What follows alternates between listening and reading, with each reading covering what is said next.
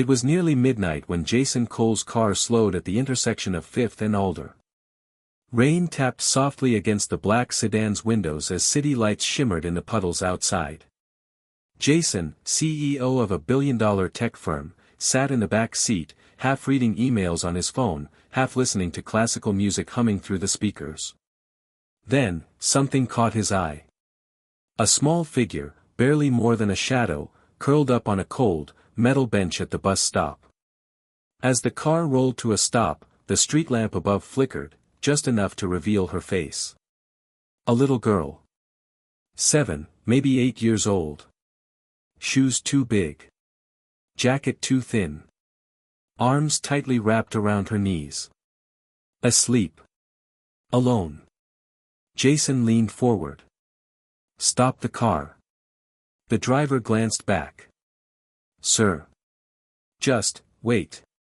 He stared. The girl didn't move. She looked peaceful in the way only exhaustion can bring. No parent in sight. No bag.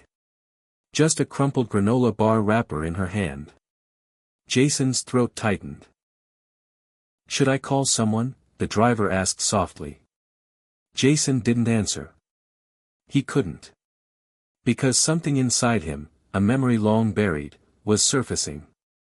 The same cold. The same fear. A much younger Jason, once asleep on a friend's porch step, trying not to cry. The light turned green. We're going home? The driver asked. Jason looked back at the bench one last time. No, he said quietly. We're coming back here tomorrow. His penthouse was warm, quiet, and filled with comforts he had once only dreamed of, glass walls overlooking the city, designer furniture, a stocked wine bar he barely touched.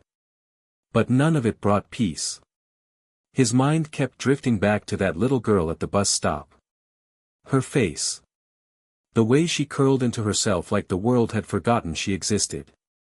He stared at the ceiling, memories creeping in like cold air under a door. He had been 8 when the eviction notice came. His mom, a waitress with tired eyes and a heart too big for the life she was dealt. Had tried everything. But one night, they had nowhere left to go. Jason remembered sleeping in the back of an old Buick, his backpack as a pillow, pretending to be brave so his mom wouldn't cry harder. He remembered the hunger. The shame. The silence. That pain had fueled him for years. Made him work harder, build faster, reach higher. He told himself success was his escape. And yet here he was, decades later, lying in a luxury bed, feeling like he was 8 years old again. I made it out, he whispered to the dark. But she might not. For the first time in years, Jason felt powerless, not because he lacked money or influence, but because he had forgotten what truly mattered. No suit, no entourage, just jeans, a hoodie, and eyes scanning every corner. The bench was empty now, damp from the early morning rain. He paced the sidewalk, heart sinking. Was she okay? Had someone found her? Or had she simply vanished like too many others do in this city? He began asking around. Coffee shop workers, janitors, a woman sweeping outside a laundromat. Little girl. Curly hair. Yeah, the woman said, frowning. She's been around. Think she's got a brother. Tiny thing. Seen them behind the old gas station on Maple. Jason didn't hesitate. 15 minutes later, he stood outside the boarded-up store, heart pounding. Behind a dumpster, he saw them, 2 children huddled beneath a threadbare blanket. The girl from the bus stop was there, holding a smaller boy close, her arms wrapped tightly around him. Jason knelt slowly, making sure not to scare them. Hi, he said gently. My name's Jason. Are you okay? The girl looked up, eyes guarded but alert. We're not supposed to talk to strangers. He nodded. That's smart. But I'm here to help. The boy whimpered softly, clutching his stomach. Jason's heart cracked. Are you hungry? He asked. She hesitated, then gave the faintest nod. Jason reached into his coat and pulled out a protein bar, setting it on the ground. He met her eyes again. "Come with me. Just for breakfast." Jason took Lila and her brother, Max, to a nearby clinic first. Both were underweight. Max had a fever. Lila had a bruised rib from sleeping on concrete. Jason sat through every test, every form, never leaving their side. He didn't call PR. He didn't post about it. This wasn't for headlines. This was personal. By evening, they were safe in a small, clean apartment, temporary housing arranged through a nonprofit Jason quietly funded on the spot. He bought them clothes, books, stuffed animals.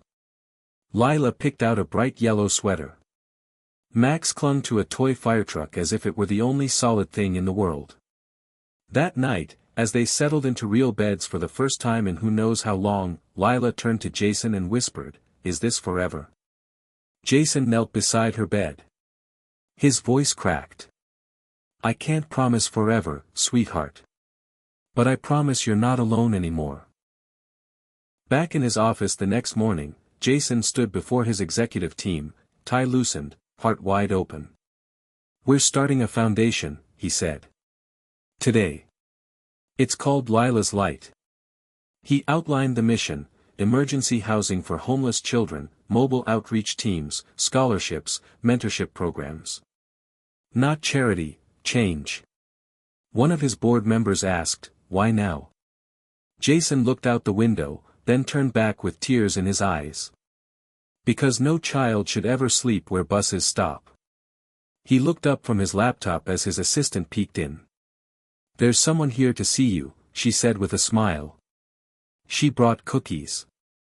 In came Lila, now 10, her hair neatly braided, cheeks rounder, eyes brighter. Max trailed behind her, giggling as he waved a crayon drawing in the air.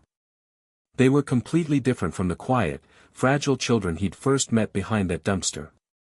Jason stood, heart full, as Lila ran into his arms. "We baked them in our cooking class." She beamed, holding out a slightly lopsided box of cookies. "And guess what? I got an A on my book report."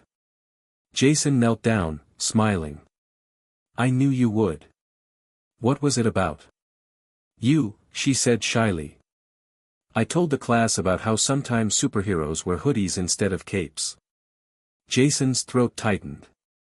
Across town, Lila's Light had grown faster than anyone imagined: 5 housing centers, mobile care vans, and hundreds of kids placed in stable homes and schools. All sparked by a single, sleepless night and one small girl on a cold bench. That day, Jason framed Max's crayon drawing and placed it above his desk, 2 stick figures holding hands under a sun with the words, "Thank you for seeing us." He looked at it every morning. Because wealth had built his empire. But love, quiet, steady, and brave, had built something far greater.